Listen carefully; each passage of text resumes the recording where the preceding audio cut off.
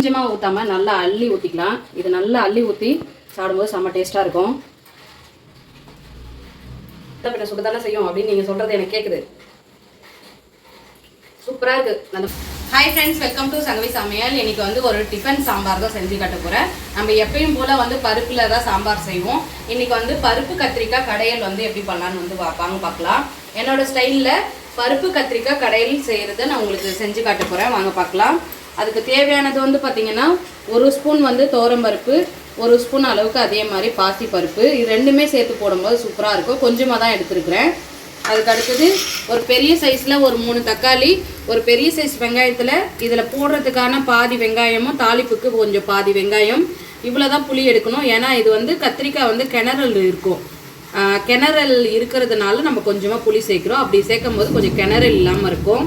அப்புறம் ஒரு 4 பச்சை மிளகா, ஒரு 2 வரமிளகா, கொஞ்சம் தேவைக்கு பூண்டு எடுத்து வச்சுருக்கேன். இப்போ இதை ஃபஸ்ட்டு நம்ம பருப்பை வந்து வாஷ் பண்ணிக்கலாம்.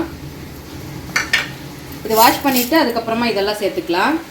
இப்போ பருப்பு நல்லா வந்து 3 டைம் வந்து நல்லா வாஷ் பண்ணி எடுத்துகிட்டு வந்தேன். உங்களுக்கு தேவையான அளவுக்கு வந்து கத்திரிக்காய் எடுத்துக்கோங்க. நான் இன்றைக்கி வந்து ஒயிட் கத்திரிக்காய் தான் யூஸ் பண்ணுறேன். பச்சை கத்திரிக்காய், ஒயிட் இல்லை, பச்சை கத்திரிக்காய் யூஸ் பண்ணுறேன். உங்களுக்கு தேவையானது எந்த கத்திரிக்காய் வேணாலும் யூஸ் பண்ணலாம். இப்போ கத்திரிக்காய் சேர்த்துக்கலாம்.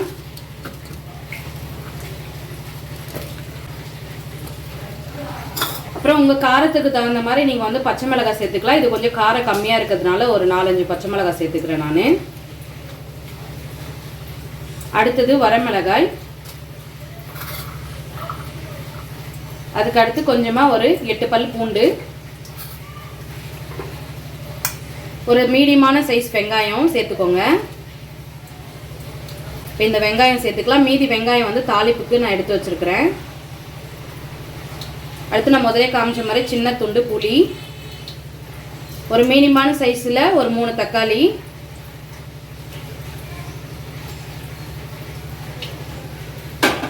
அடுத்ததாக கொஞ்சமாக மஞ்சத்தூள், அடுத்ததாக கொஞ்சமாக வந்து பெருங்காயம் சேர்த்துக்கலாம். அடுத்ததாக இதுக்கு கொஞ்சம் தேவையான அளவுக்கு கல்லுப்பு சேர்த்துக்கலாம். இப்போ இது வேகிறதுக்கான தேவையான அளவுக்கு தண்ணி சேர்த்துக்கலாம். ஒரு பெரிய டம்ளரில் கொஞ்சம் தண்ணி சேர்த்துக்கோங்க. ஏன்னா தக்காளி இருக்கிறதுனால அவ்வளோ தண்ணி தேவைப்படாது. இப்போ விசில் வந்து மூடி போட்டு வச்சிடலாம். குக்கர் மூடியாச்சு.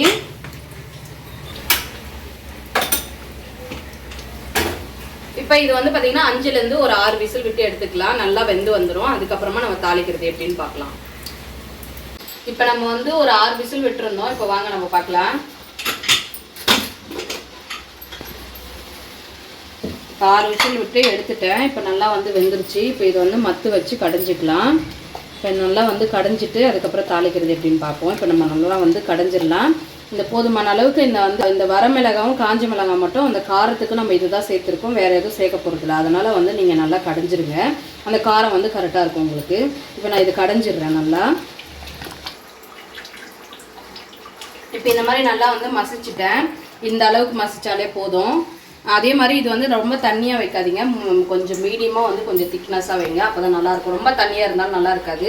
இப்போ வாங்க நம்ம தாளிக்க ஸ்டார்ட் பண்ணிடலாம். நான் இன்றைக்கி வந்து இந்த மண் சட்டியில் தாளிக்கிறேன். முடிஞ்ச அளவுக்கு நீங்கள் உங்களுக்கு டைம் இருந்தால் மண் சட்டிலேயே வந்து வதக்கி அதை வேக விட்டு தாளித்து பாருங்கள். சூப்பராக இருக்கும். ஏன்னா அப்போல்லாம் வந்து நம்ம பாட்டி தாத்தா காலத்துலலாம் அப்படி தான் செய்வாங்க. என்னோடய பாட்டியும் வந்து சட்டி பானையில் தான் செய்வாங்க. ரொம்ப நல்லாயிருக்கும். மண் பானையில் செய்யும்போது அந்த டேஸ்ட்டு கூட கூடுதலாக இருக்கும். இது மட்டும் இல்லை, கடையிற ஐட்டம் கீரை அந்த மாதிரியெல்லாம் நீங்கள் அது மாதிரி கடைஞ்சி சாப்பிட்டு பாருங்க. சூப்பராக இருக்கும். இப்போ வாங்க நம்ம தாளிக்கலாம். இப்போ தேவையான அளவுக்கு நான் எண்ணெய் சேர்த்துக்கிறேன். இப்போ எண்ணெய் நல்லா காஞ்சிருச்சு. இப்போ வந்து நம்ம தேவையான அளவுக்கு கடுகு சேர்த்துக்கலாம். இதிலே வந்து கடுகு உளுந்து சேர்த்து வச்சுருக்கேன். அதனால சேர்த்தாச்சு. அதனால் கடுகு நல்லா பொரியட்டும். அதுக்குள்ளே பார்த்தீங்கன்னா நான் பெரிய சைஸில் ஒரு வெங்காயம் எடுத்ததுனால பாதி வெங்காயம் தாளிப்புக்கு வச்சுருக்கிறேன். கொஞ்சமாக கருவேப்பிலை. என்கிட்ட வந்து கொத்தமல்லி இல்லை. நீங்கள் வந்து கொத்தமல்லி இருந்தால் கொஞ்சம் சேர்த்துக்கோங்க. என்கிட்ட இதே மாதிரி ஒரே ஒரு ஸ்டெம்பு தான் இருந்தது. அதனால் எடுத்து வச்சுருக்கேன். கொத்தமல்லி இருந்தாலும் கொஞ்சம் சேர்த்துக்கோங்க. ஃப்ளேவராக சூப்பராக இருக்கும். இப்போ கடுகு நல்லா பொரிஞ்சிடுச்சு. இப்போ நம்ம வெங்காயம் சேர்த்துக்கலாம்.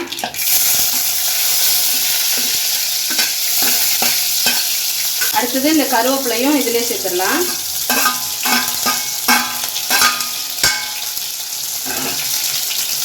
இது நல்லா வந்து வெங்காயமும் அந்த கருவேப்பிலும் நல்லா வந்து பொன்னிறமாக நல்லா வதக்கிடலாம்.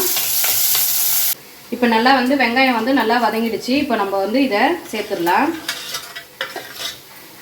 இப்போ நான் இது சேர்த்துக்கிறேன்.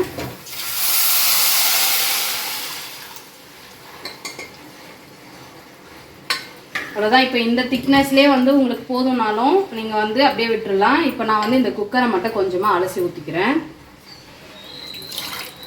அவ்வளோதான். இப்போ இந்த குக்கர் அலசின தண்ணியை இதில் சேர்த்துக்கலாம். அவ்வளோதான். நம்ம தண்ணி இதுக்கப்புறம் சேர்க்க போகிறதில்ல. இது வந்து திக்காக இருந்தால் தான் டேஸ்ட்டு சூப்பராக இருக்கும்.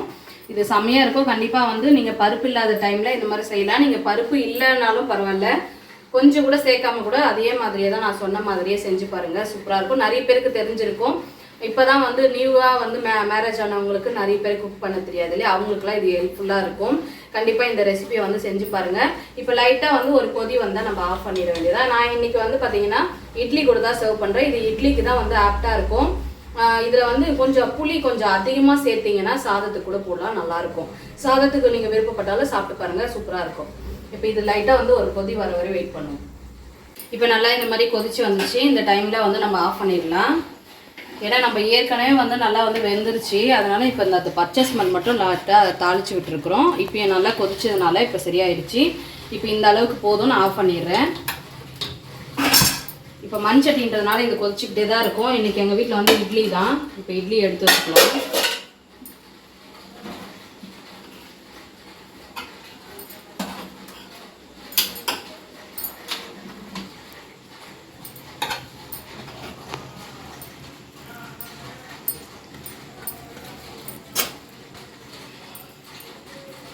இப்போ நல்லா ஆவி பறக்க இட்லி வந்து எடுத்தாச்சுங்க. இப்போ வந்து நல்லா சென்னையில் வந்து நல்லா மழை பெஞ்சிருக்கு இன்றைக்கி. இப்போ சுட சுட இட்லியும் இதையும் சர்வ் பண்ணி கொடுக்க போகிறேன். என் ஹஸ்பண்ட் வந்து சாப்பிட்டு எப்படி இருக்குன்னு சொல்ல போகிறாரு. அதுக்கு முன்னாடி நானும் உங்களுக்கு சாப்பிட்டு காட்டுறேன். இப்போ வாங்க, நம்ம வந்து கொஞ்சமாக ஊற்றாமல் நல்லா அள்ளி ஊற்றிக்கலாம். இது நல்லா அள்ளி ஊற்றி சாப்பிடும்போது செம்ம டேஸ்ட்டாக இருக்கும்.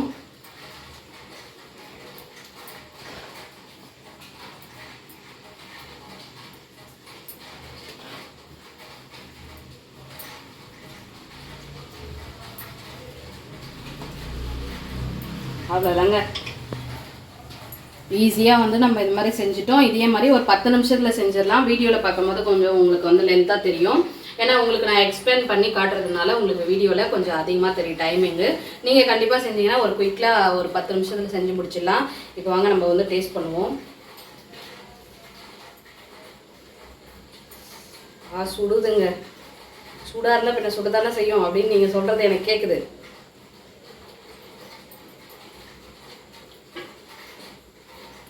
சூப்பராக இருக்குது. அந்த பச்சை மிளகா காரெல்லாம் நல்லா வந்து சுருக்குன்னு சூப்பராக இருக்குங்க. இப்போ மழைக்கு இதமாக எங்கள் வீட்டில் நைட் டின்னருக்கு சூப்பராக ரெடி ஆகிடுச்சு. நீங்களும் இதே மாதிரி வந்து ட்ரை பண்ணி பாருங்கள்.